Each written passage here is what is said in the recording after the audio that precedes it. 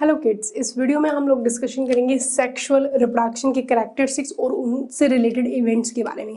अभी तक हम लोगों ने एसेक्सुअल रिप्रोडक्शन के मेथड्स पढ़े थे और अब हम देखेंगे सेक्सुअल रिप्रोडक्शन कैसे फिनोमेना है, क्या क्या स्टेप्स और कौन कौन से इवेंट्स सेक्सुअल रिप्रोडक्शन के अंदर देखने को मिलते हैं। और ये भी जानेंगे इस वीडियो के अंदर कि सेक्सुअल रिप्रोडक्शन जो है वो क्यों ज़्यादा बेटर है कंपैरेटिव टू एसेक्सुअल रिप्रोडक्शन। तो इन सारे क्वेश्चंस के आंसर सॉल्व करते हैं। तो देखते हैं ये किस तरीके से है।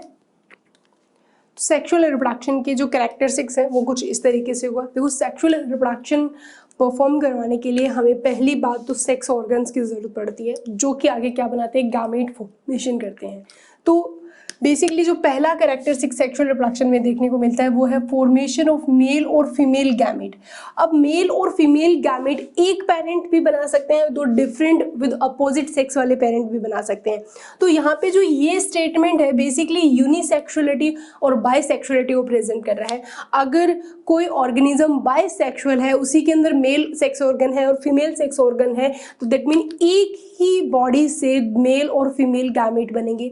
और अगर यूनिसेक्सुअल है ऑर्गेनिज्म तो मेल बॉडी अलग होगी, फीमेल बॉडी अलग होगी, तो मेल सेक्स ऑर्गन अलग डिफरेंट बॉडी से बनेंगे और फीमेल जो सेक्स ऑर्गन है वो डिफरेंट बॉडी से बनेंगे। तो यही स्टेटमेंट ये बोल रहा है कि जो फॉर्मेशन है मेल और फीमेल गैमेट्स का वो आइदर बाय सेम और by different parent with opposite sex हो सकता है।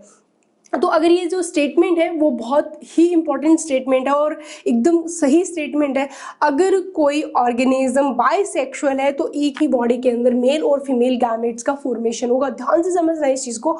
लेकिन यूनिसेक्सुअलिटी की कंडीशन के अंदर मेल और फीमेल पेरेंट्स क्या हो जाते हैं, अलग अलग हो जाते हैं और विद अपोजिट सेक्स। क्योंकि सेक्सुअल रिप्रोडक्शन और जो एसेक्सुअल रिप्रोडक्शन है इनके अंदर एक स्टेटमेंट जो है वो हमेशा हमारे माइंड में रहता है। एक एसेक्सुअल आते ही यूनिपेरेंटल कंडीशन चलती है और सेक्सुअल रिप्रोडक्शन आते बाय पेरेंटल कंडीशन चलती है। हर बार बाय पेरेंटल कंडीशन हो, सेक्सुअल रिप्रोडक्शन में ऐसा जरूरी नहीं है, क्योंकि कभी कभी जो बाइसेक्सुअलिटी यानी कि जो बाइसेक्सुअल ऑर्गेनिज्म होता है उनके अंदर मेल और फीमेल गैमेट एक ही बॉडी के अंदर बन सकते हैं। सो यहाँ पे सेक्सुअल रिप्रोडक्शन में हमेशा बाय पेरेंटल कंडीशन हो ये जरूरी नहीं होता। दूसरा, अगर जब गैमेट बना है तो उन गैमेट के बीच में क्या होगा, फर्टिलाइजेशन होगा। सेकेंड स्टेप, पहला स्टेप तो हमें गैमेट बनाने हैं और दूसरा यहाँ पे क्या करना होता है, फर्टिलाइजेशन की फिनोमिना। और फर्टिलाइजेशन की फिनोमिना से किसका डेवलपमेंट होता है, जाइगोट। और जाइगोट जो होता है वो आगे न्यू ऑर्गेनिज्म का फॉर्मेशन करता है।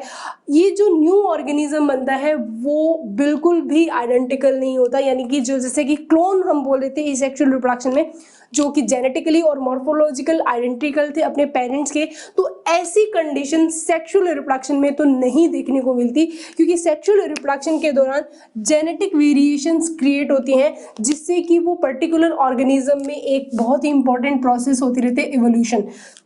तो वेरिएशन और एवोल्यूशन ये दोनों फिनोमिना हमें सिर्फ और सिर्फ सेक्सुअल रिप्रोडक्शन के केस में देखने को मिलता है। एसेक्सुअल रिप्रोडक्शन के अंदर जेनेटिकली और मॉर्फोलॉजिकली सेम ऑफस्प्रिंग बनने की वजह से, आइडेंटिकल ऑफस्प्रिंग बनने की वजह से, तो वहाँ पे ना तो वेरिएशंस आती हैं और ना ही वहाँ पे एवोल्यूशन की फिनोमिना देखी जाती है। सो सेक्सुअल रिप्रोडक्शन है, फिर इसीलिए किस तरह की कंडीशन मानी जाती है, ये बहुत ही इलेबोरेट, कॉम्प्लेक्स और स्लो प्रोसेस है as compare to asexual reproduction, क्योंकि यहाँ पे अलग अलग स्टेप्स के अंदर सेक्सुअल रिप्रोडक्शन की फिनोमिना हो रही है। सेक्स ऑर्गन्स बनेंगे, देन गैमेट्स बनेंगे, देन उन गैमेट्स के बीच में फर्टिलाइजेशन होगा, फिर जाइगोट बनेगा, देन एम्ब्रियो बनेगा और देन न्यू ऑर्गेनिज्म का फॉर्मेशन होगा। तो ये जो है वो काफ़ी कॉम्प्लेक्स और काफ़ी लंबी फिनोमिना रहती है, काफ़ी स्लो फिनोमिना होती है as comparative to asexual reproduction. Asexual reproduction में तो जस्ट सेल ने डिवाइड किया और एक बड़ी और एक छोटी सेल बन गई, तो वो बड़ी cell as it is as a parent cell रहेगी और जो छोटी सेल होगी वो डॉटर सेल के फॉर्म में हमें कंसिडर करने को मिलती है। तो यहाँ पे सेक्सुअल रिप्रोडक्शन जो है वो काफी लॉन्ग फिनोमिना होती है कंपैरेटिव टू एसेक्सुअल रिप्रोडक्शन। दूसरी बात, एसेक्सुअल रिप्रोडक्शन जो ऑर्गेनिज्म परफॉर्म करते हैं, चाहे वो फंगस हो, प्लांट हो, एनिमल हो, कोई सा भी ऑर्गेनिज्म अगर चाहे वो कितनी ही उनके अंदर वेरिएशन देखो, उनके अंदर इंटरनल स्ट्रक्चर को लेके वेरिएशन है, मॉर्फोलॉजिकल वेरिएशंस है, तो बहुत डाइवर्स एनिमल्स हम देखते हैं, उनके अंदर डिफरेंट टाइप ऑफ वेरिएशन देखने को मिलती है। लेकिन जब उनमें बात आएगी सेक्सुअल रिप्रोडक्शन की तो वो सब एक ही तरह की सिमिलरिटी शो करते हैं, इनकी all diverse organism share similar pattern of sexual reproduction, क्योंकि रिप्रोडक्शन वो सिर्फ एक ही फेज में करते हैं, वो है मैच्योरेशन फेज। लाइफ के 3 फेज हम कंसिडर करते हैं, जुवेनाइन फेज होता है, मैच्योरेशन फेज होता है और एक सेनेसेंट फेज होता है। जुवेनाइन फेज के अंदर तो सेक्स ऑर्गन्स डेवलपिंग फेज में चलते हैं, ग्रोइंग फेज में चलते हैं। जुवेनाइन फेज को हम एज अ वेजिटेटिव फेज भी कंसिडर किया जाता है, क्योंकि उस फेज के अंदर जो सेक्स ऑर्गन्स होते हैं उनका डेवलपमेंट हो रहा होता है।